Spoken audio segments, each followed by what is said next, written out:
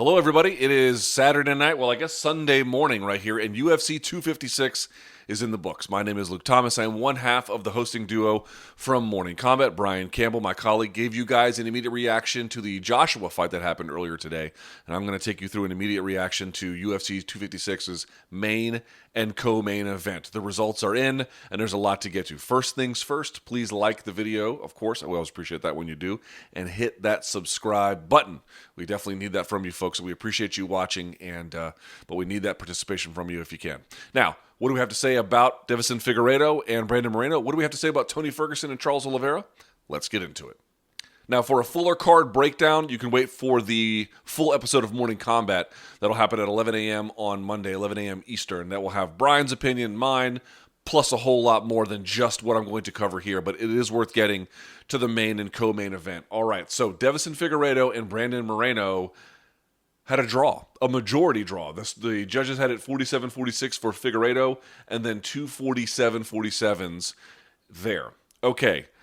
What can we say about this fight? There's a lot to say about this fight, in fact. In terms of my scoring, I wasn't doing it in the way you're supposed to, round by round, and then scoring 10-9. It seemed to me that Figueiredo had won more rounds than Moreno, but this is key. What was it, the second or third round?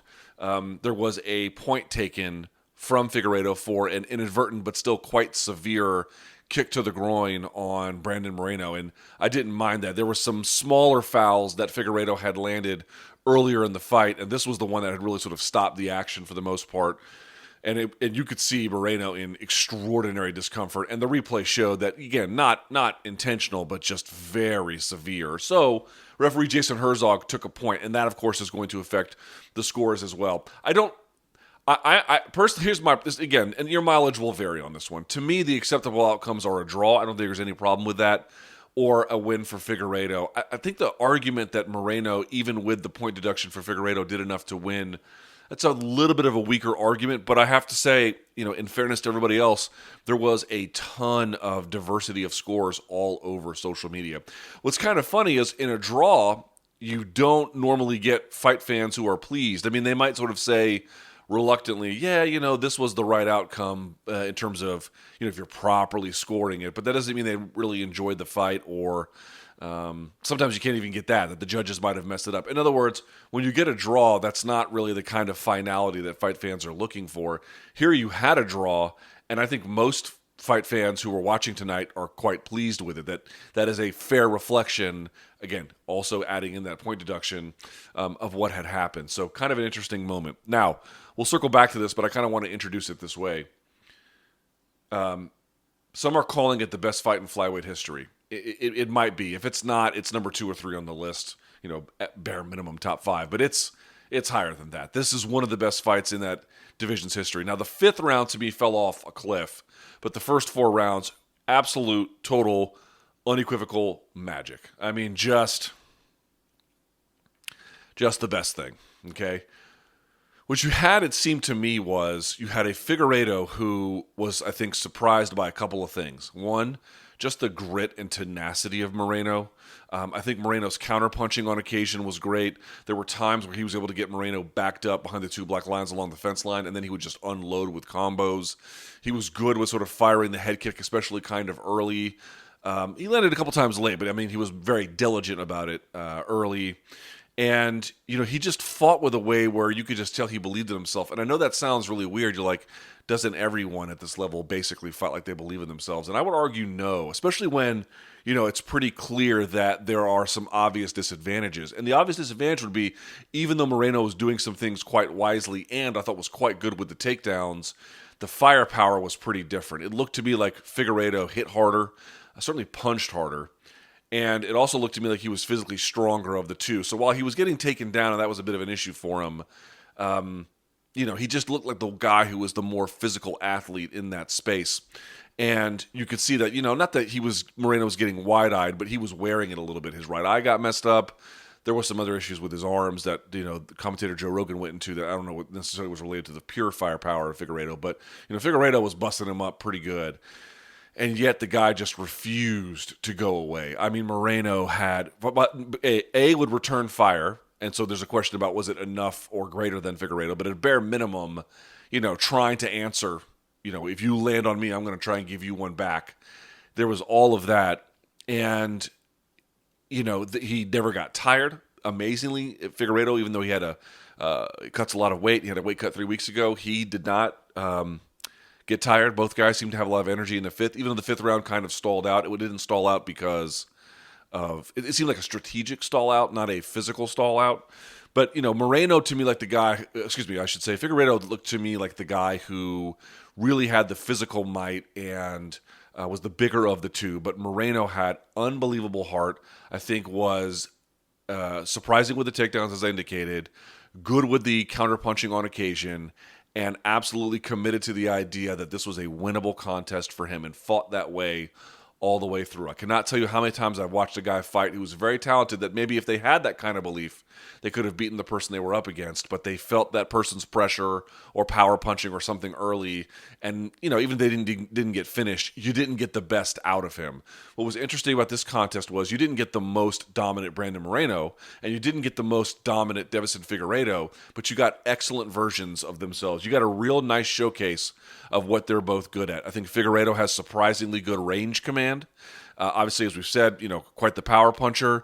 On the ground, he is not to be trifled with. Moreno would get the takedowns, but it's not like he was able to just dominate and control him down there. So he's a really good jiu-jitsu, but good scrambling as well. And again, I was surprised by his ability to go as long as he did without any kind of cardio issues. And you got to see that from Moreno too. Absolute dog, clever when he needs to be, surprising in a lot of different ways, and that made for an absolutely compelling contest. I want to pull up the numbers if I can. I don't know if these are exactly final, but it's worth sort of pointing out some of the data from this fight from Fight Metric. I'm going to look it up here as I speak to you guys right now. Golly, listen to these numbers. Figueiredo landed 137 of 238 attempted, and Moreno landed 132 of 248 attempted. So Moreno landed just a little bit less and tried just a little bit more. A 57% significant strike percentage for Figueiredo, just 53 for Moreno. When I say just, I mean just 4 points less. Unbelievable. Total strikes, they were all kind of at range, basically. Takedowns, 2 of 4 for Figueiredo, 4 of 8 for Brandon Moreno. That was very surprised. And in terms of location, this was the one that was kind of interesting. No leg kicks for Brandon Moreno, not any that landed. He was going to the body and then mostly to the head. Figueiredo, a lot different. 2/3 of his punches, or his strikes, I should say, were targeted to the head, 24% to the body, less so to the leg at 7%. In this fight, over 90% of it taking place at distance. Yeah, an unbelievable output. And the biggest one of all the rounds was round 4. 38 of 53 for Figueiredo, 40 of 65 for Brandon Moreno. Just an absolute... two guys who wring out the sponge until it is absolutely dry. So to me, it's easily the best fight since Poirier versus Hooker at the Apex. Now listen to what I'm saying. I know I tweeted it and folks were like, no, it's better than that. Well, listen to what I'm saying. You might be able to make that claim. I'm just pointing out, if you take that as one bookend, what's the next best fight that has taken place there since then? To me, this is the answer. Is it the best flyweight fight in history? You'd have Mighty Mouse versus John Dodson 2 up there. Dustin Ortiz versus Benavidez is another one you'd have up there. And there's some other ones as well. And I'm pointing out, like, this is the company they're keeping. They're keeping company with Mighty Mouse. They're keeping company with Benavidez, the two guys previously who were kind of the sort of champion and unofficial, executive officer of that weight class. A historic moment really for that division. And I said this on Twitter, and I'll say it again here.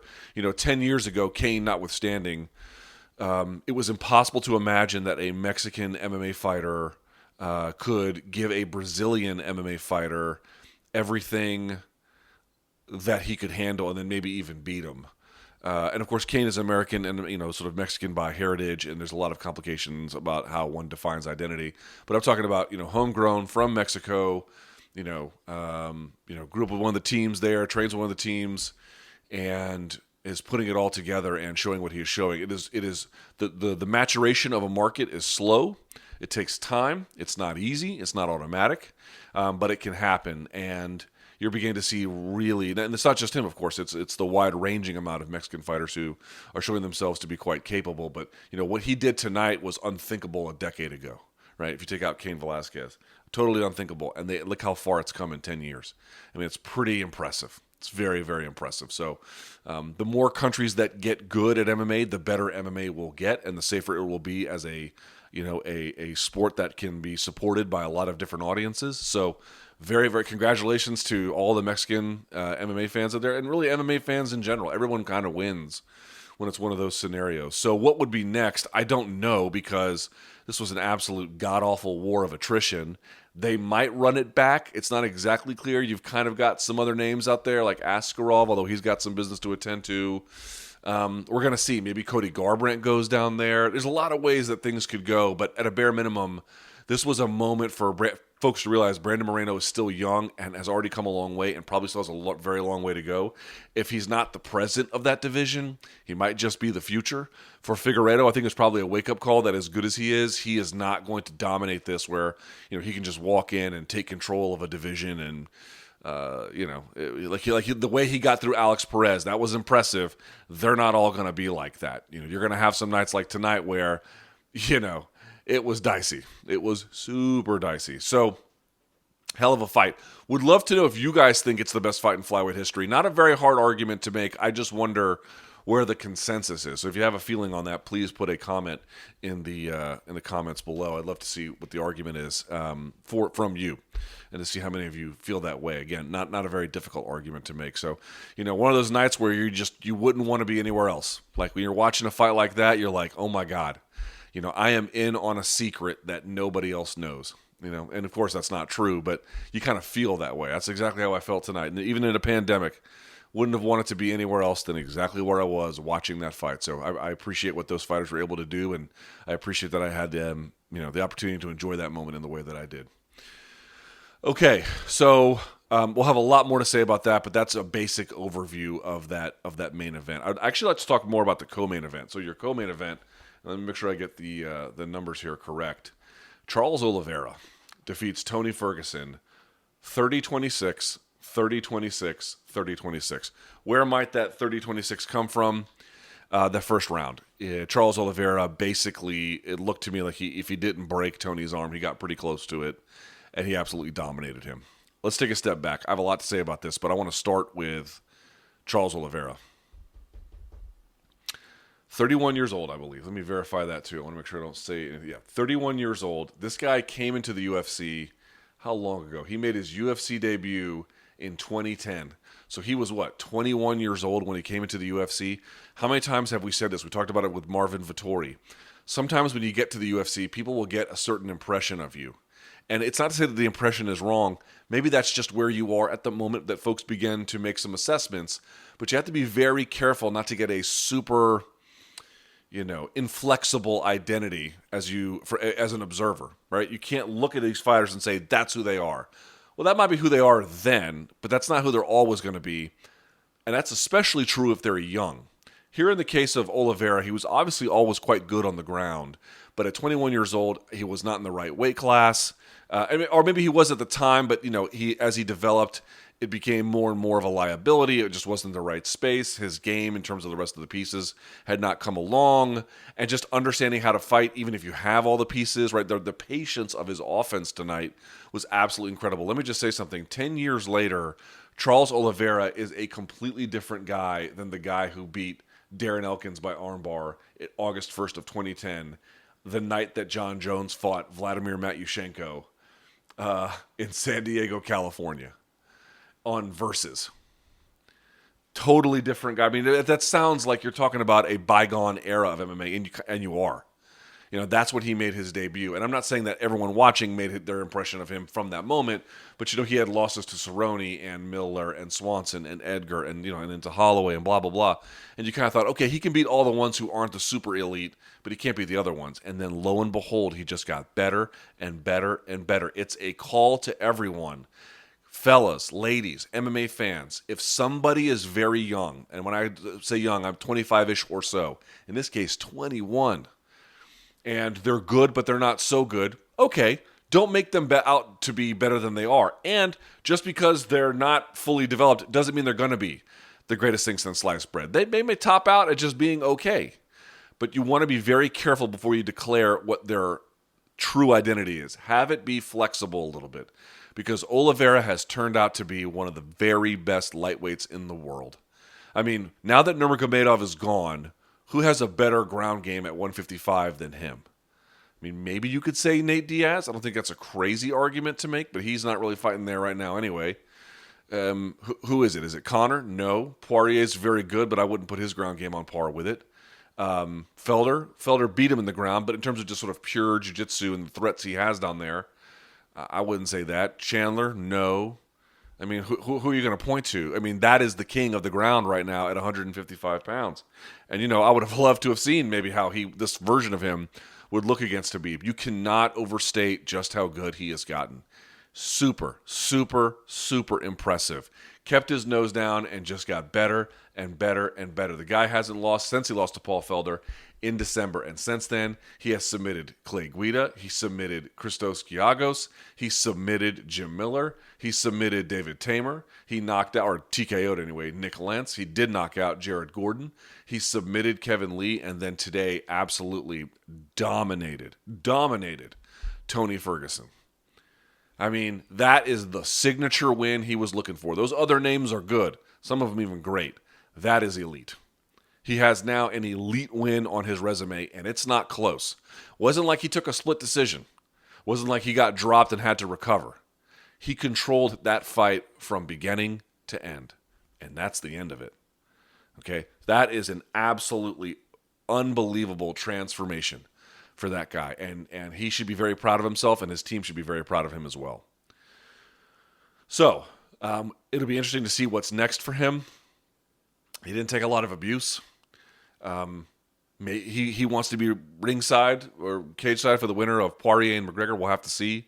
We'll have to see what happens between Gaethje and Chandler if that's the fight they make. There's so many great options, but folks, Charles Oliveira has arrived, and this is a moment where even years ago I was a skeptic. I was like, okay, he can beat the Giagoses and the David Tamers and the Nick Lances, but he's not going to beat anyone else. And then he just did.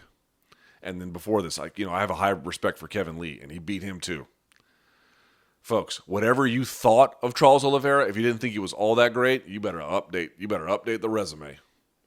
He has completely arrived. Now, that brings us to Tony Ferguson. What do we say? Well, one, the first thing I want to say is, it obviously I'm sure is breaking a lot of people's hearts to see the beating he took against Justin Gaethje and then to just get dominated the way he did tonight. I mean, who controls Tony like that on the ground? I mean, understand the levels to jiu-jitsu, right? As a very basic way of explaining jiu-jitsu. And this is super basic, but it's generally true. 3 levels. Survival, defend, attack. There were some defending in there. A lot of it was survival, especially from mount, right? Where you're in such a bad position, all you can do is just hang on for dear life, okay? I've just never seen anyone do that to Tony. So Tony is, I think, 36. When does he turn 37? He turns 37 in February, so not far. He'll be 37 very soon, in about less than 2 months. What does that mean? Well, we should be very careful about what we want to say. Does it mean he won't have another win again? Absolutely not. Does it mean that he won't have another win against a very good fighter, maybe even an elite one again? No, it does not. But it also means to me, when you look around, Khabib is now gone. We'll see what happens between Poirier and McGregor. You have what's happened to Ferguson, happened to him. To me, there is some decline that I think you have to account for. Whenever you have a win like this, people don't want to... In MMA, it's especially true. In boxing, they'll call it out right away. MMA fans get treated to a steady diet of commentary and events that always acknowledges how happy everything is and how good everything is and how much everyone has fixed all their problems and how everyone has ironed out all their issues, and that's the end of it. But the reality is that's just not how the fight game works.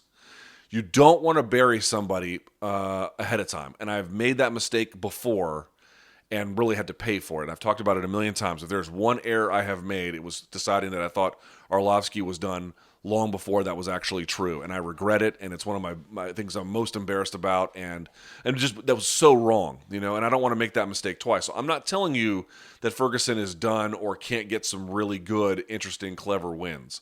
What I am telling you is you still cannot, disregard that the beating he took against Gaethje, you can't declare that it had carryover to this fight, but I really do wonder, and it's certainly something you cannot dismiss. I didn't see Eddie Bravo. I didn't see Rashad Holloway in his corner. Maybe they were there. I misinterpreted it, so I want to be clear. But I didn't look like he had the same coaches. And yes, on the ground, that Oliveira is going to beat just about anyone in that way on the ground at 155. But even on the feet, he wasn't pulling the trigger quite the same way. He just didn't have the same zip and pop and command. He was taken down 3 times against Kevin Lee, but he also had really good takedown defense against RDA. And RDA, granted, is not Charles Oliveira. I'm just pointing out, it just seemed like sometimes fighters get to a certain level and then they decline from that. I don't know if that's the case, but the evidence is pretty clear that sometimes fighters can get to a good place and then the game just catches up. I mean, do I think John Jones is a better version of a fighter than he was 5, 6, 7 years ago? Yeah, of course I do.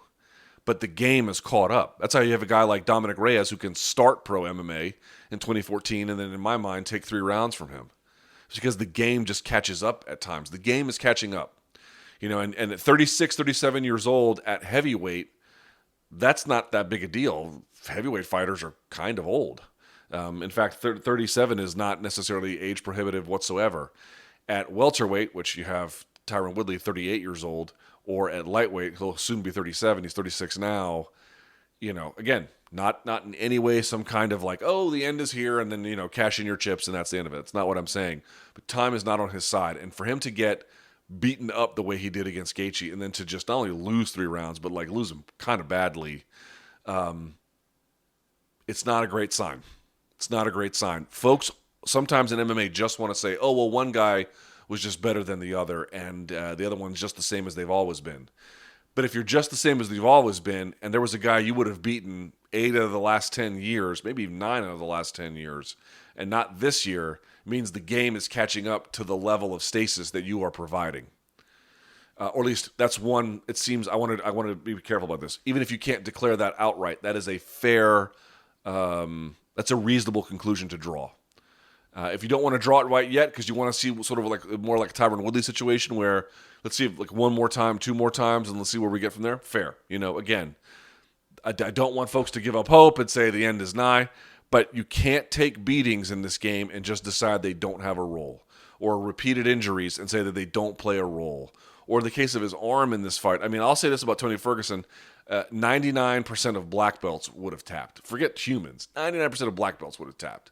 And he didn't, because he is just, in his mind, it's so strong.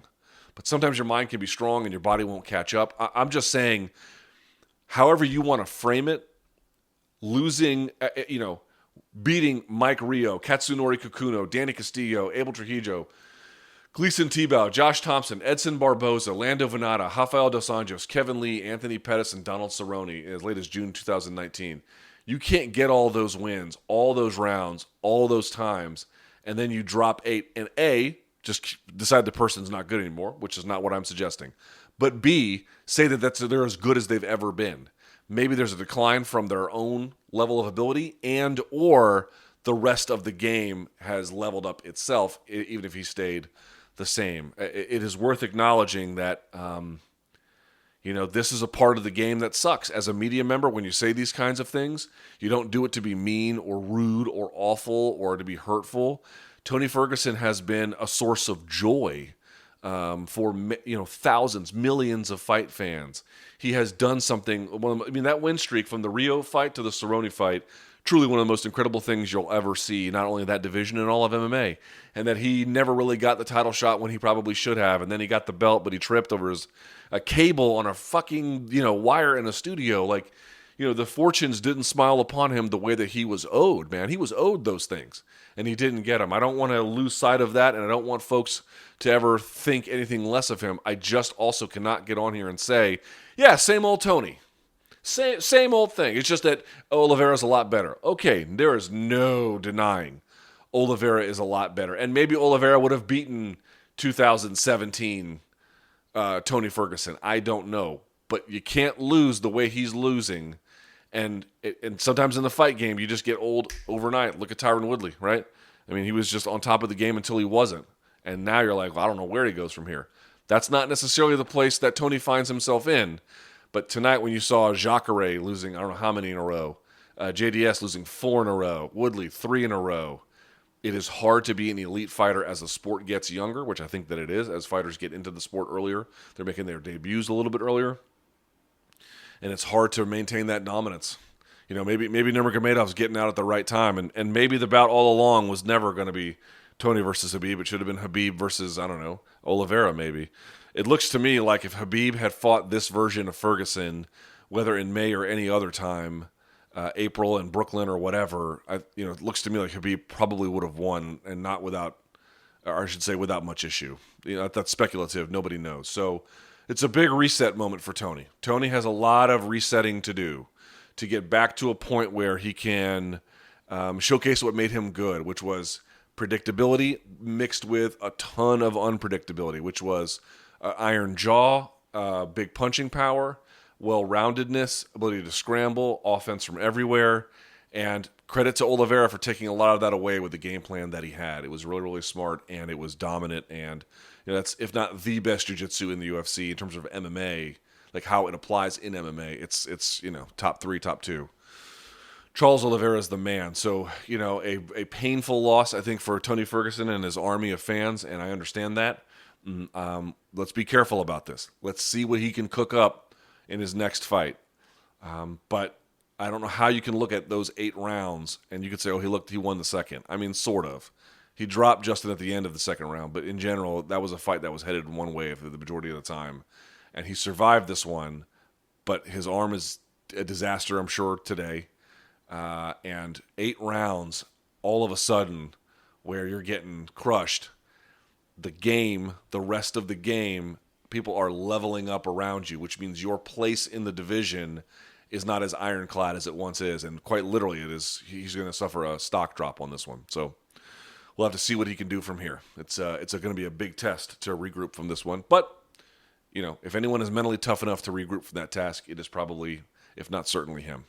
All right, well, there is so much more that happened. We will get to all of it on Monday's Morning Kombat, 11 a.m. live. Brian will be with me. You guys will be with me.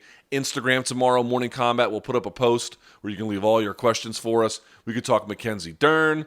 We can talk more about the flyweight fight. We can talk about everything from the main and prelim card and blah, blah, blah. Everything up and down. Whatever is on your mind, we will get to it, okay? So thumbs up on the video, hit subscribe, and what a night of fights. Thank you guys so much for joining me, and until next time, I'll see you all later.